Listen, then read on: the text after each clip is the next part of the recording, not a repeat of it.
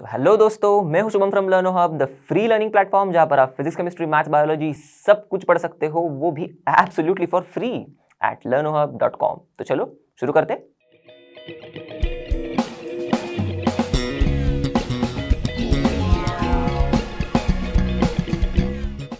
तो आज हम करने वाले हैं class 11th chemistry chapter 11 P block elements के एनसीईआरटी सॉल्यूशंस।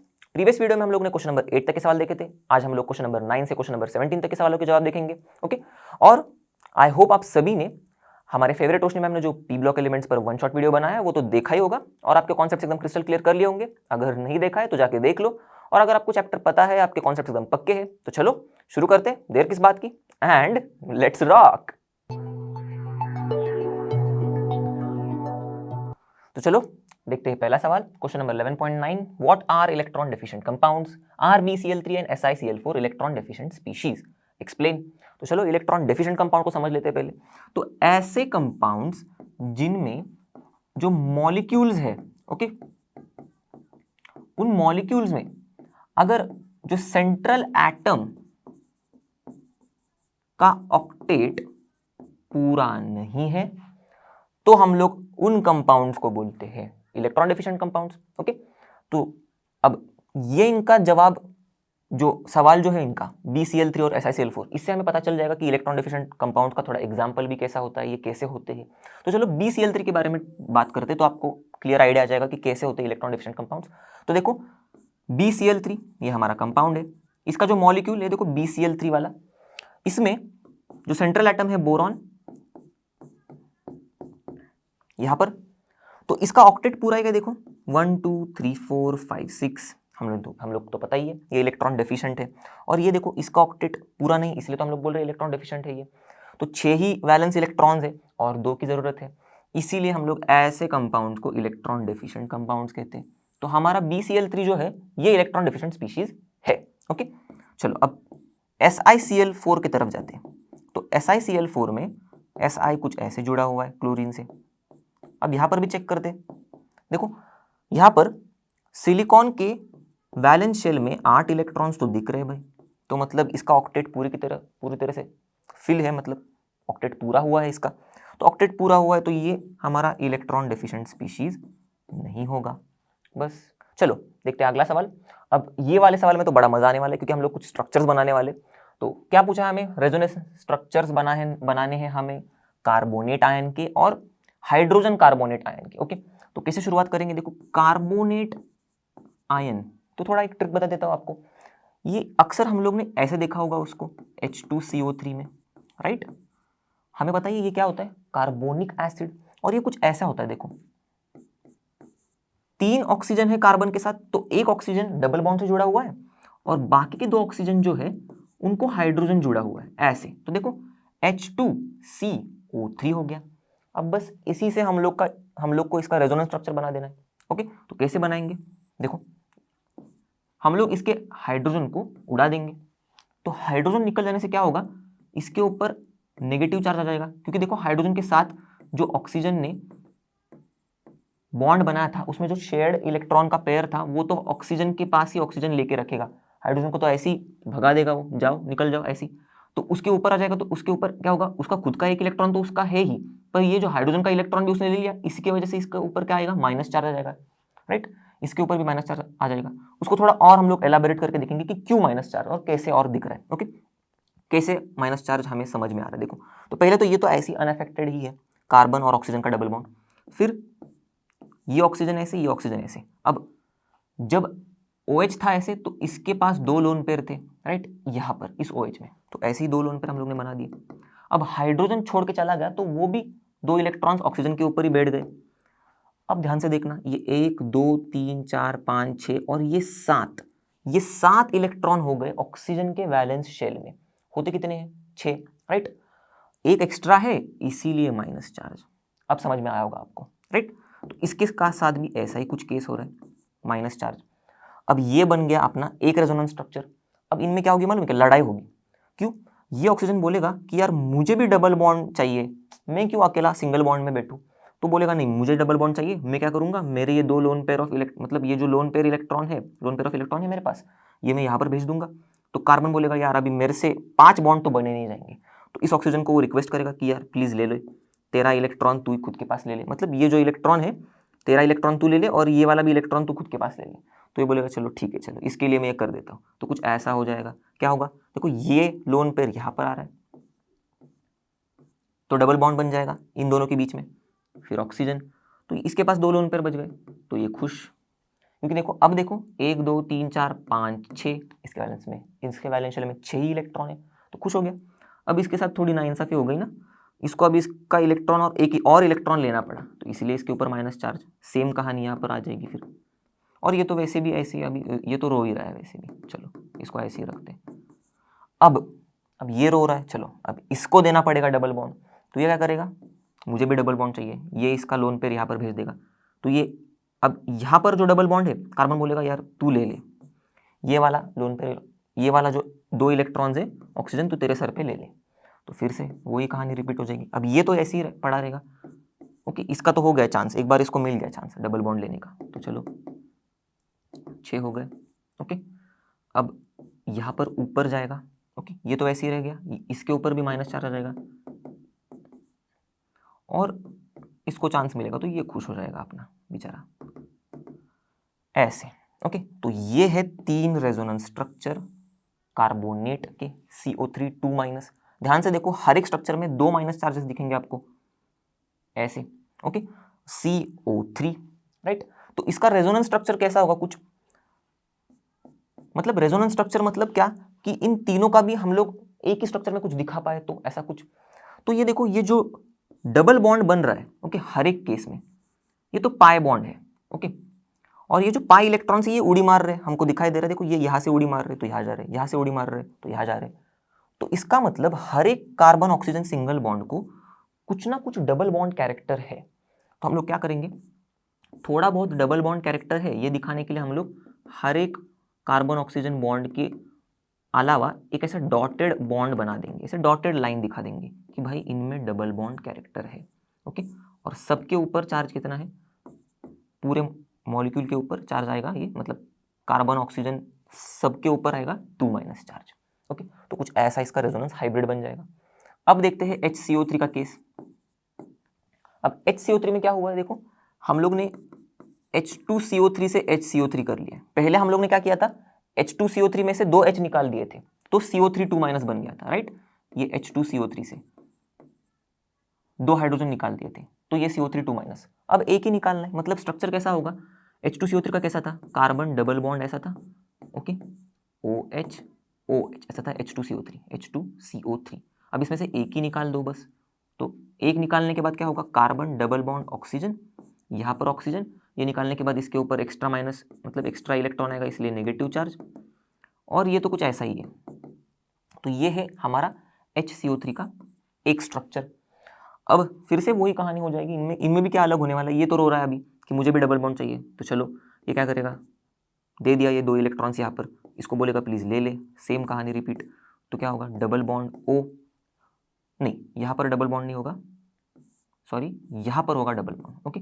तो यहाँ पर डबल बॉन्ड O, फिर ये ऐसा ऑक्सीजन, ओके। तो ये 2 लोन पेयर, ये जो दो इलेक्ट्रॉन है ये ऑक्सीजन ले लेगा अपने आप पे, सेम माइनस चार्ज आ जाएगा, ये तो खुश, और ये ऐसे के ऐसे ही है, ओके। ये कुछ नहीं कर पाएगा, इसके पास हाइड्रोजन है, ये चुपचाप बैठा रहेगा। तो ऐसे 2 रेजोनेंस स्ट्रक्चर्स HCO3- के बन जाएंगे। देखो माइनस चार्ज एक दिख रहा है, HCO3 HCO3। तो चलो बढ़ते अगले सवाल की तरफ।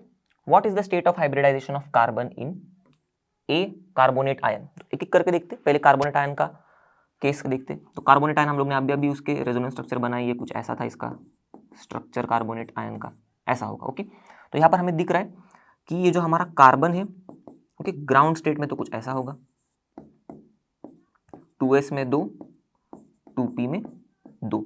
अब ग्राउंड स्टेट की बात हम हमेशा नहीं करेंगे, हम डायरेक्ट बात करेंगे डायमंड और ग्राफाइट के लिए भी डायरेक्टली एक्साइटेड स्टेट की, ओके, क्योंकि आपको पता ही है अभी ग्राउंड स्टेट कैसा होता है। तो एक्साइटेड स्टेट में यहाँ से उड़ी मार के इलेक्ट्रॉन यहाँ जाएगा, तो 1 2 3 4 ऐसे हो जाएंगे, ओके। अब इस केस में कार्बन क्या कर रहा है, ये 3 जो ऑक्सीजन है, ओके, इनके साथ सिग्मा बॉन्ड्स बना रहा है।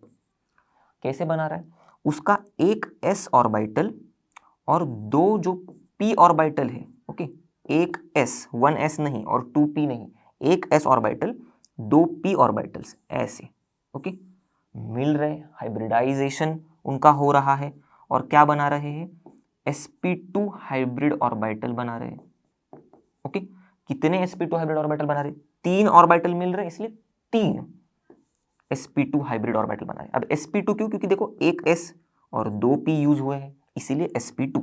अब ये तो सब चीजें आपको पता ही है अच्छे से, ओके। तो बस इसी से पता चलेगा कि कार्बन का हाइब्रिडाइजेशन क्या है। अगर ये sp2 हाइब्रिड ऑर्बिटल बना रहा है, मतलब यहां पर कार्बन का हाइब्रिडाइजेशन है sp2।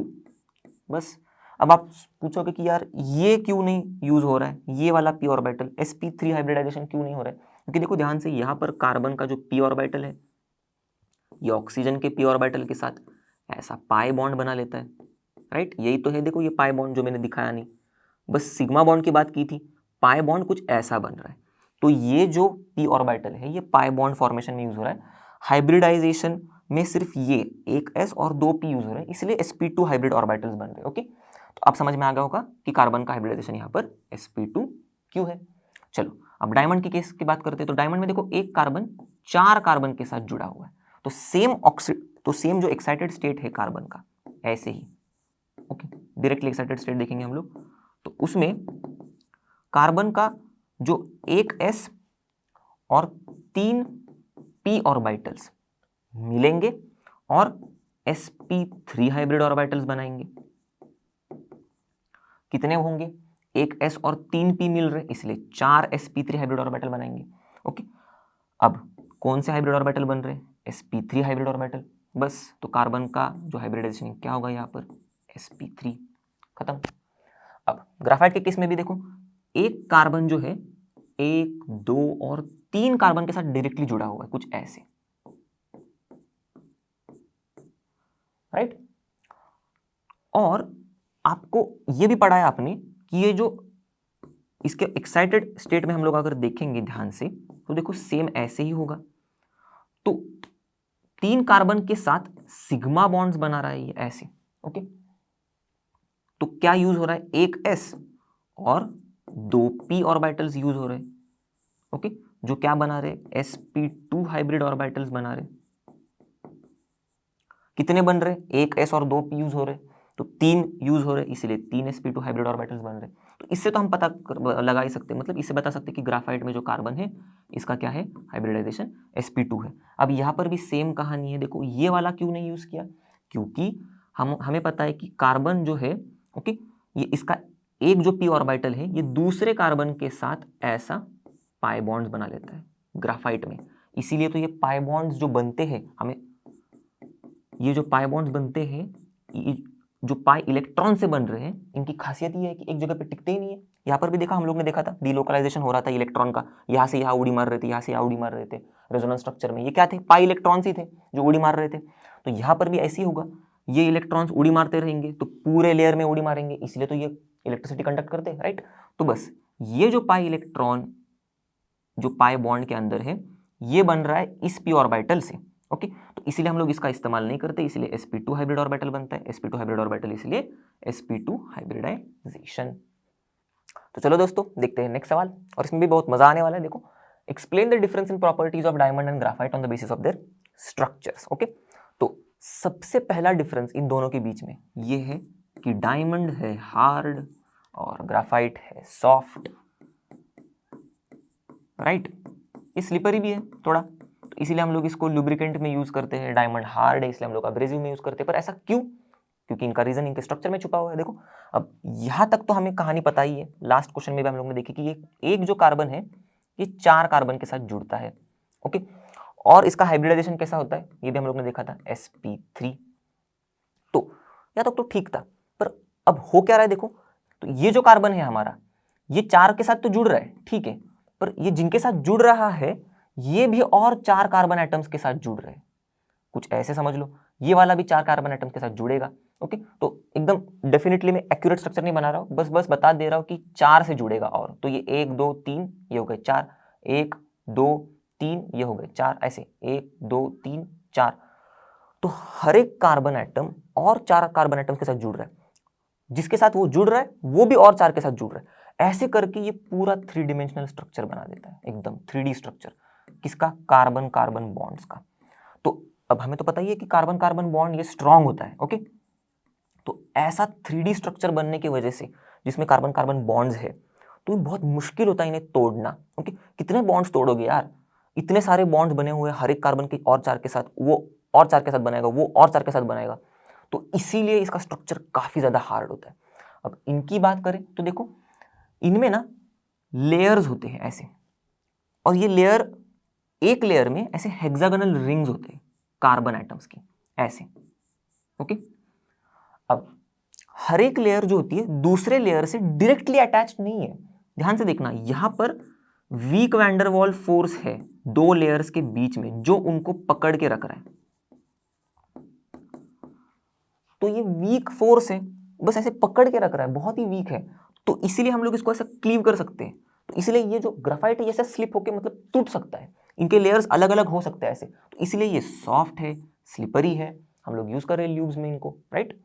चलो अब दूसरा डिफरेंस देखते हैं इनका। तो दूसरे डिफरेंस में डायमंड जो है बिल्कुल इलेक्ट्रिसिटी को कंडक्ट नहीं करता, ओके, पर ग्राफाइट जो है यस, ये इलेक्ट्रिसिटी को कंडक्ट करता है। अब ऐसा क्यों? तो देखो, पहले ग्राफाइट का समझते फिर डायमंड के पास आ जाते, तो ऑटोमेटिकली समझ में आ जाएगा। देखो ग्राफाइट में, अब हम लोग ने देखा था पिछले सवाल में, इसका जो कार्बन होता है क्या होता है? Hybridisation sp2, okay. कैसे जुड़ा हुआ होता है? ऐसे, ये जो ऐसे, सॉरी, ओके। तो देखो यहां पर दिख रहा है कार्बन कार्बन कार्बन, और ये ऐसे, तो ऐसे समझ लो, यहां पर बना देता हूं, 3 कार्बन से ऐसे जुड़ा हुआ है, ओके। ये फिर से ऐसे जुड़ेंगे 3 कार्बन के साथ, ऐसे, ओके। तो ये वाला जो हमारा कार्बन है, इसकी बात करते हैं, तो हम लोग ने बताया था, अभी मैंने बताया sp2 हाइब्रिडाइजेशन होता है, क्योंकि देखो 1 2 और 3 कार्बन के साथ सिग्मा बॉन्ड बना रहा है। अब जो देखा था हम लोग ने बचा हुआ p ऑर्बिटल, उसके बारे में भी मैंने कहानी बताई थी कि हो क्या रहा है, ये इसका जो p ऑर्बिटल है, इसके p ऑर्बिटल के साथ पाई बॉन्ड्स बना रहा है, और यही पाई बॉन्ड के पाई इलेक्ट्रॉन्स क्या हो रहे हैं, ये तो एक जगह पे बैठते ही नहीं, उछल कूद करते रहते हैं, राइट। तो ये उड़ी मारते रहते हैं, तो ये क्या करेंगे, पूरे लेयर में जो हेक्सागोनल रिंग की जो पूरी लेयर बनी हुई है, मतलब ये लेयर में काफी सारे हेक्सागोनल रिंग्स हैं, ये लेयर में ये जो पाई इलेक्ट्रॉन्स है ये बस उड़ी मारते रहेंगे, यहाँ से वहाँ, यहाँ से वहाँ, ऐसे बस घूमते रह जाएंगे, डीलोकलाइज्ड है, ओके। तो बस इसीलिए पूरे लेयर में इलेक्ट्रॉन भाग सकता है, राइट। तो मोबाइल है इलेक्ट्रॉन, बस इसीलिए ये इलेक्ट्रिसिटी को कंडक्ट करता है। अब उसी केस में डायमंड को देखेंगे हम लोग, तो डायमंड में देखो कार्बन कार्बन सिंगल बॉन्ड्स है, कहीं पर भी पाई बॉन्ड का नामो निशान नहीं है, तो सब इलेक्ट्रॉन्स बंधे हुए हैं यार 2 कार्बन के बीच में, कोई फ्री है ही नहीं उड़ी मारने के लिए, पाई इलेक्ट्रॉन्स तो है ही नहीं उड़ी मारने के लिए, तो इसीलिए ये इलेक्ट्रिसिटी को कंडक्ट नहीं कर पाते, बस। तो चलो दोस्तों देखते हैं अगला सवाल।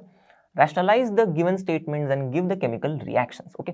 तो ये स्टेटमेंट जो दिए हुए है जरूरी नहीं कि सही है, तो हमें थोड़ा सोचना है स्टेटमेंट पढ़ के, ओके, ब्लाइंडली फॉलो नहीं करना है, और वैसे भी रिएक्शन तो वैसे भी आएंगी नहीं अगर वो स्टेटमेंट ही गलत है तो देखो पहला statement, lead 2 chloride, okay, Pb2+ वाला जो PbCl2 है, ऐसे बोला जा रहा है हमें कि ये रिएक्ट करता है क्लोरीन के साथ और हमें PbCl4 दे रहा है, ओके।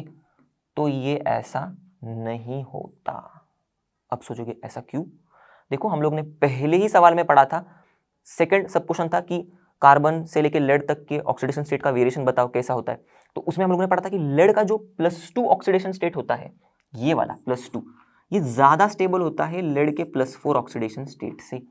अब सोचो यहां पर ये +2 में है, राइट, यहां पर ये +4 में है, ओके, ये -4 तो ये +4, तो ये अगर ये स्टेबल है तो क्यों जाएगा +4 में, राइट। तो इसीलिए ये स्टेटमेंट ही गलत है, ये ऐसा रिएक्शन नहीं होता, ओके। फिर आगे, लेड 4 क्लोराइड मतलब PbCl4, okay, is highly unstable towards heat, तो थोड़ा सा भी हीट दोगे तो टूट जाएगा, ऐसे हम लोग को बता रहे। तो सही है क्या? यस, बिल्कुल सही है। क्यों? अभी हम लोग ने देखा +4 वाला है ये लेड का, राइट। तो इसको अगर हम लोग थोड़ी सी भी हीट दे दे तो ये क्या करेगा, ये जाएगा +2 में, बोलेगा कि यार थैंक यू मुझे थोड़ी हीट देने की वजह से, अब मैं +2 में चला जाता हूँ, तो ये +2 में कैसे जाएगा, देखो PbCl2 बन के यहाँ पर ये देखो ये +2 में आ गया। अब +2 में जाने के लिए ये क्या करेगा, क्लोरीन का दान कर देगा, खत्म। तो लिख दिया केमिकल रिएक्शन भी हम लोग ने, ओके, रैशनलाइज करके।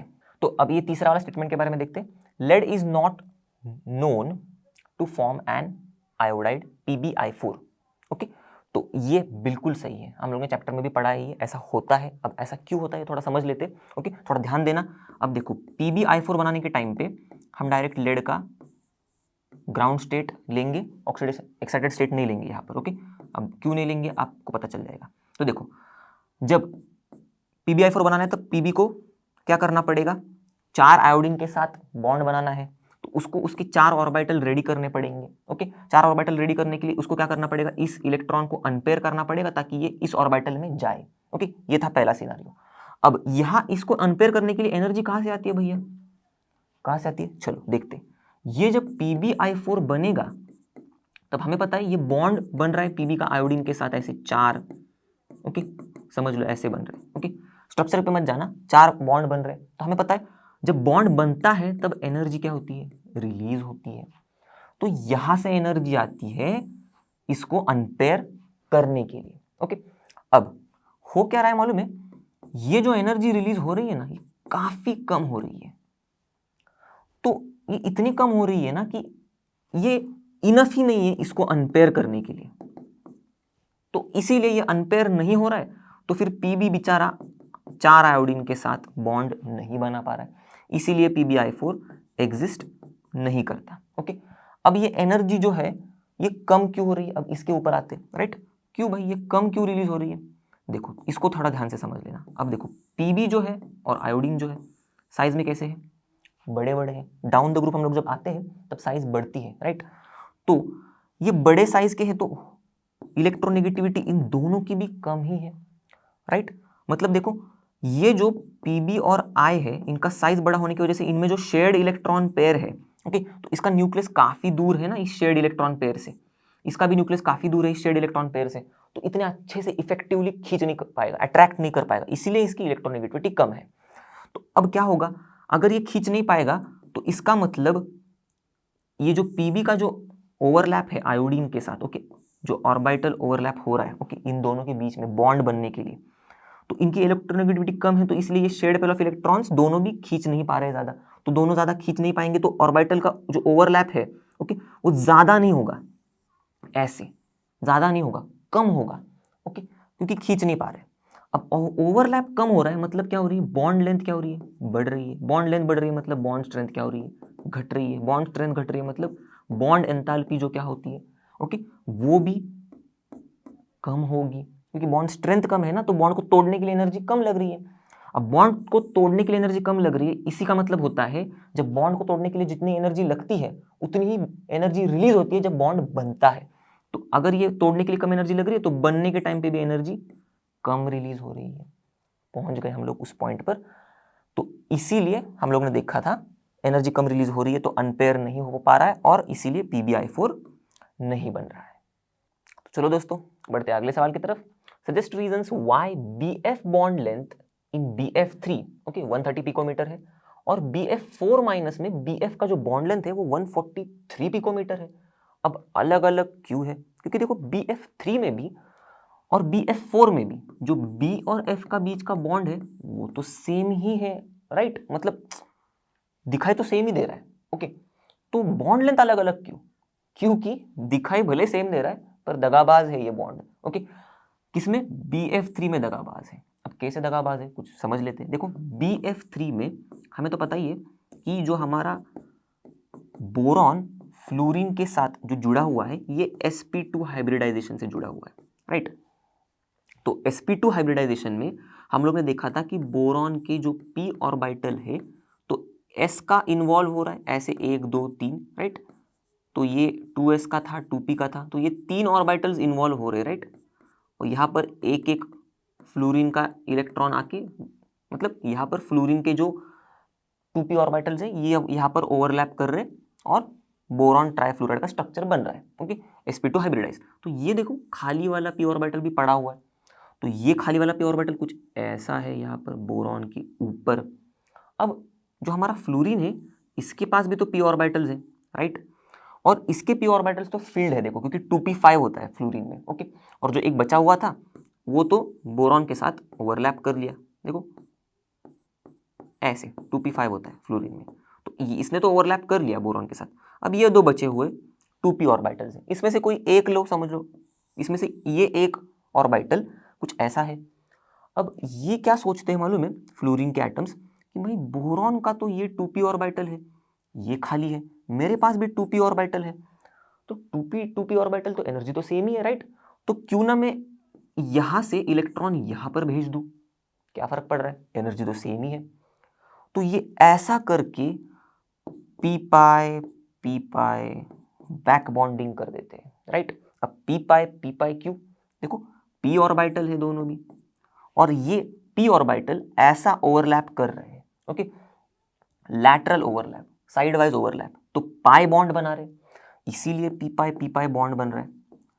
अब हो क्या रहा है, देखो इस पी पाई बॉन्ड की वजह से कुछ डबल बॉन्ड कैरेक्टर आ रहा है यहाँ पर, पाई बॉन्ड समझ लो, तो इस बोरॉन और फ्लोरीन के बीच में पाई बॉन्ड बन रहा है, तो मैंने इसे डॉटेड लाइन से जानबूझ के दिखा दिया, ओके, या फिर मैं कुछ ऐसे ऐसे इससे दिखा देता हूँ, ये पाई बॉन्ड है समझ लो ऐसे।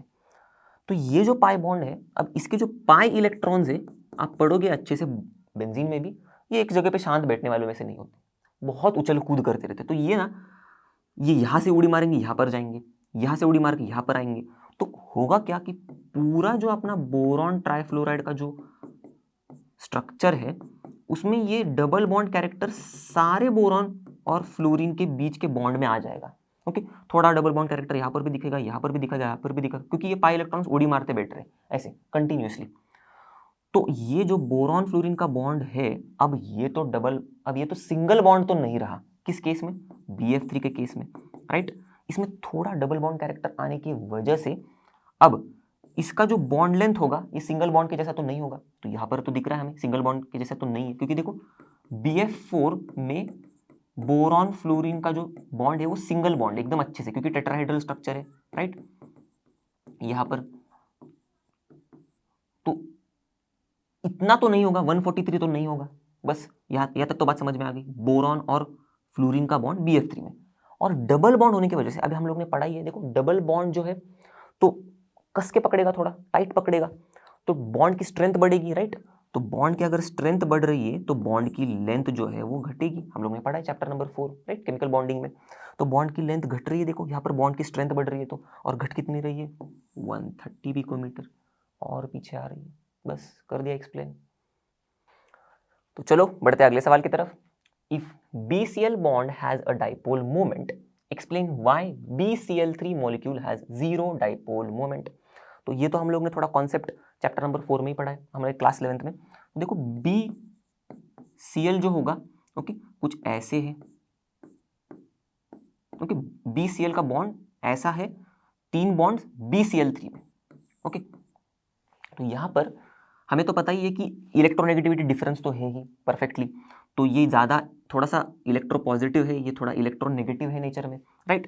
तो जो हमारा डाइपोल मोमेंट है तो कुछ ऐसा हम लोग उसको डिनोट करेंगे, ये थोड़ा पॉजिटिवली चार्ज है, थोड़ा ज़्यादा नेगेटिवली चार्ज है, तो ये ऐसा डाइपोल मोमेंट यहाँ पर जा रहा है। इस केस में डाइपोल मोमेंट कैसे जा रहा है, कुछ ऐसा, ओके, बोरॉन से क्लोरीन की तरफ ऐसे, और बोरॉन से क्लोरीन की तरफ ऐसे, ओके। तो ये 3 डाइपोल मोमेंट से 3 बोरॉन क्लोरीन बॉन्ड्स को राइट, ये हम लोग को बताया, तो हमें तो पता ही है करके, पर फिर बोरॉन ट्राइक्लोराइड को क्यों नहीं है, तो ध्यान से देखना, देखो ये जो बोरॉन है ऐसा एक डाइपोल जा रहा है बोरॉन से क्लोरीन की तरफ, ओके ऐसे समझ लो, फिर ऐसा दूसरा डाइपोल जा रहा है, और फिर ऐसा तीसरा डाइपोल जा रहा है, तो ये दो जो डाइपोल्स है इनका जो नेट डाइपोल होगा ये कुछ ऐसा होगा राइट, मतलब मैंने जानबूझ के डबल लाइन बना दी है, ऐसे समझ लो, इसको मैंने डार्क कर दिया, तो ये कुछ ऐसा होगा इसका नेट, और ये यहाँ ये साइड जा रहा है, तो इन दोनों का नेट ये साइड, ये वाला बॉन्ड का ये साइड, तो हो गया ना कैंसिल, तो कैंसिल होगा, इसलिए तो जीरो डाइपोल मोमेंट है बस। तो चलो देखते हैं नेक्स्ट सवाल, और इस सवाल में थोड़ा दिमाग को दौड़ाना पड़ेगा, तो थोड़ा ध्यान देना, और नए कॉन्सेप्ट भी हम लोग सीखेंगे। तो चलो, एल्यूमिनियम ट्राइफ्लोराइड लिख देते हैं हम लोग AlF3 is insoluble in anhydrous HF, चलो HF लिख दिया, एनहाइड्रस है, पानी का नामो निशान नहीं है इसमें, but dissolves on addition of NaF, तो चलो भाई यही AlF3 क्या हो रहा है बता रहे हमें, NaF डालने पर तो डिजॉल्व हो रहा है, ओके यहाँ पर इनसोल्यूबल है। अब aluminium trifluoride precipitates out of the resulting solution, अब ये जो कुछ भी बनेगा बोल रहे हैं कि इसमें से फिर से एल्यूमिनियम ट्राइफ्लोराइड जो है प्रेसिपिटेट आउट हो जाएगा। वाह भाई क्या गेम खेल रहे। फिर कब हो रहा है ये? When gaseous BF3 is bubbled through. तो जब हम लोग BF3 को बबल करेंगे गैस वाले तो AlF3 बाहर निकलेगा। अब ये सब हो रहा है तो हमें पूछ रहे क्या है, गिव रीजन, ऐसा क्यों हो रहा है? तो चलो बता देते। तो देखो सबसे पहली बात, AlF3 जब हम लोग HF में डाल रहे हैं तब क्यों इनसोल्यूबल है? क्यों सोल्यूबल नहीं है? क्योंकि देखो HF जो है हमारा, इसमें हाइड्रोजन बॉन्डिंग होगी, परफेक्ट।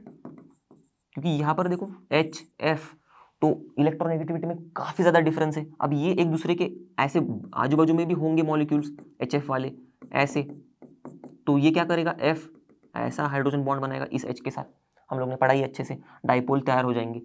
तो ये हाइड्रोजन बॉन्डिंग की वजह से ये जो HF है ये जल्दी टूटेगा नहीं, राइट। तो ये H+ में टूटेगा नहीं, ये F- में टूटेगा नहीं, तो ये ऐसे कैसे ही पड़ा रहेगा। अगर ये ऐसे कैसे ही पड़ा रहेगा तो ये कैसे रिएक्ट कर पाएगा इसके साथ? नहीं रिएक्ट कर पाएगा, इसीलिए तो ये इनसोल्यूबल है, राइट। अब आते हैं हम NaF के पास। अब NaF तो हमें पता ही है, एकदम आयोनिक है नेचर में, Na+ F- फटाक से टूट जाएगा। और ये जो टूटने के बाद ये रिएक्ट करेंगे AlF3 के साथ। अब रिएक्ट करके कुछ कॉम्प्लेक्स बना रहे हैं, ओके। तो कैसा कॉम्प्लेक्स बना रहे? कुछ ऐसा, Na3 AlF6, ओके, ऐसा कॉम्प्लेक्स बना रहे। अब ये जो कॉम्प्लेक्स है, ऐसा क्यों बोला है कि यहां पर NaF डालने के बाद AlF3 सोल्यूबल हो रहा है? क्योंकि ये कॉम्प्लेक्स में हमारा जो एल्यूमिनियम है ये अंदर जा रहा है, ओके, इस बॉक्स के अंदर। और आप पढ़ोगे 12th स्टैंडर्ड में कोऑर्डिनेशन कंपाउंड में कि ऐसा जो कंपाउंड है हमारा, ये कोऑर्डिनेशन कंपाउंड समझ लो। तो ये जो होता है डिसोसिएट जब हो जाता है तब ये कुछ ऐसा डिसोसिएट हो जाएगा, ओके, 3Na+ और AlF6 3-, ओके। और ये आयंस में है तो हो गया सोल्यूबल अपना एल्यूमिनियम, राइट। एल्यूमिनियम जो ट्राइफ्लोराइड है वो सोल्यूबल हो गया इसमें, क्योंकि आयन में टूट रहा है तो डूब गया, मतलब अंदर। अब दिखाई नहीं देगा आपको एल्यूमिनियम ट्राइफ्लोराइड यहाँ पर। अब क्या बोल रहे हैं, अब इसमें हम लोग BF3 बबल करेंगे गैस को तो फिर से AlF3 बाहर आ जाएगा। AlF3 बाहर आएगा मतलब क्या होगा, ये बाहर आ रहा है ना, राइट। तो इसकी जगह कौन लेगा? अब B ले रहा है जगह इसकी। अब ऐसा क्यों भाई? मतलब हर एक चीज को कोई ना कोई वजह होती है, तो BF3 क्यों जगह लेगा? तो देखो अब ये भी आप पढ़ोगे 12th के चैप्टर में। अब यहाँ पर हम लोग थोड़ा सा ग्लिम्स ले लेते हैं कि कोई भी कॉम्प्लेक्स हो तो उसकी स्टेबिलिटी जो होती है कई फैक्टर्स पर डिपेंड करती है, पर यहाँ पर हम लोग देखेंगे फैक्टर मेटल का। तो जो सेंट्रल एटम होता है, ओके, कॉम्प्लेक्स में, ओके, इसका फैक्टर देखेंगे हम लोग। तो सेंट्रल एटम जो है इसका जितना ज्यादा चार्ज डेंसिटी होगी उतना ज्यादा कॉम्प्लेक्स स्टेबल होता है। और दूसरी बात, उसकी इलेक्ट्रोनेगेटिविटी ये भी अगर जितनी ज्यादा होगी तो कॉम्प्लेक्स स्टेबल है, राइट।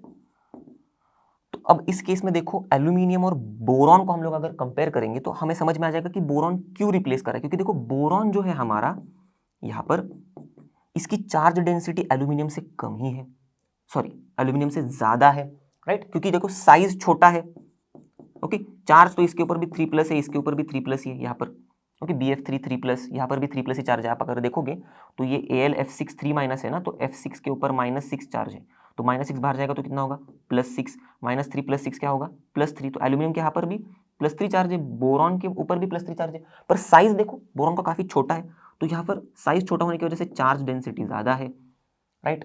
तो ये स्टेबल कॉम्प्लेक्स बनाएगा। दूसरी बात, इलेक्ट्रोनेगेटिविटी करेंगे बात इलेक्ट्रोनेगेटिविटी की, कि हमें तो पता है ये साइज छोटा है एल्यूमिनियम से, तो न्यूक्लियस जो है इसका वो इलेक्ट्रॉन्स को ज्यादा तेजी से खींचेगा अपनी तरफ, राइट। तो इलेक्ट्रॉन को खींच रहा है मतलब इलेक्ट्रोनेगेटिविटी ज्यादा है, राइट।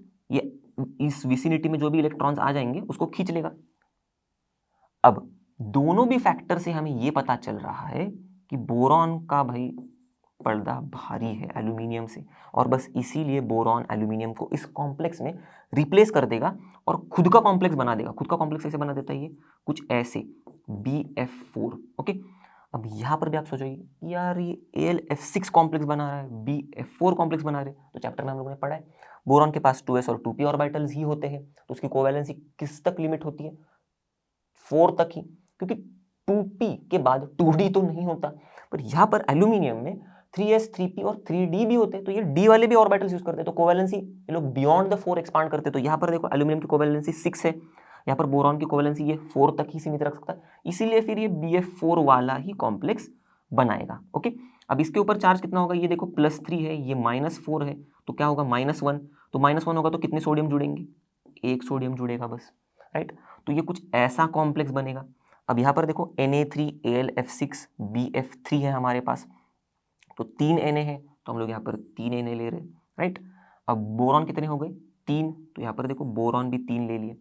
अब फ्लोरीन देखो 4 3 12, ओके, और यहाँ पर एल्यूमिनियम का भी अब हम लोग केस देखेंगे, तो एल्यूमिनियम तो बस यहाँ पर एक ही है, तो यहाँ पर देखो 4 3 12 फ्लोरीन है और +3 15, यहाँ पर भी देखो 6 फ्लोरीन है और 3 3 9 15 हो गए, तो सोडियम बोरॉन फ्लोरीन सब बैलेंस हो गए, एल्यूमिनियम बेचारा एक ही है, तो ये हमारा ऐसा भी रिएक्शन कुछ बैलेंस हो गया। ओके, तो इसीलिए हमें AlF3 का प्रेसिपिटेट मिल रहा है, मतलब वो बाहर निकल रहा है। पूरी कहानी समझ में आई होगी, आई होप आपको बहुत मजा भी आया होगा।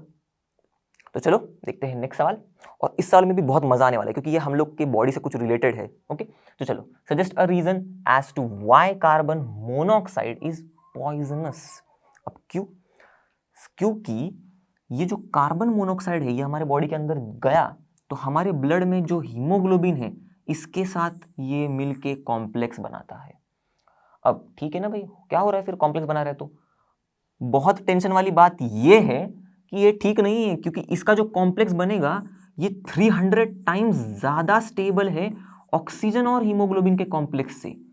बाप रे बाप, तो अगर ये इसके कॉम्प्लेक्स से ज्यादा स्टेबल है तो इसका मतलब अगर नया ऑक्सीजन आ गया, ओके, मतलब बॉडी में हम लोग ने ऑक्सीजन लिया तो ये ऑक्सीजन ये कार्बन मोनोऑक्साइड को रिप्लेस ही नहीं कर पाएगा। तो एक बार हीमोग्लोबिन के साथ ये जुड़ गया मतलब जुड़ ही गया, अब ये ऑक्सीजन के साथ जुड़ेगा नहीं। तो अगर हीमोग्लोबिन ऑक्सीजन के साथ जुड़ेगा नहीं तो हमें तो पता ही है हमारा जो हीमोग्लोबिन है ये तो बोट है, राइट, जिसमें ऑक्सीजन जाता है सेल के पास, तो ये अगर ऑक्सीजन के साथ जुड़ेगा नहीं तो सेल तक ऑक्सीजन पहुंचेगा कैसे, और सेल तक अगर ऑक्सीजन पहुंचा नहीं तो रेस्पिरेशन नहीं होगा, बस बात ही खत्म, मतलब तो प्रॉब्लम ही प्रॉब्लम है। इसीलिए ये सब बहुत ज्यादा पॉइजनस है।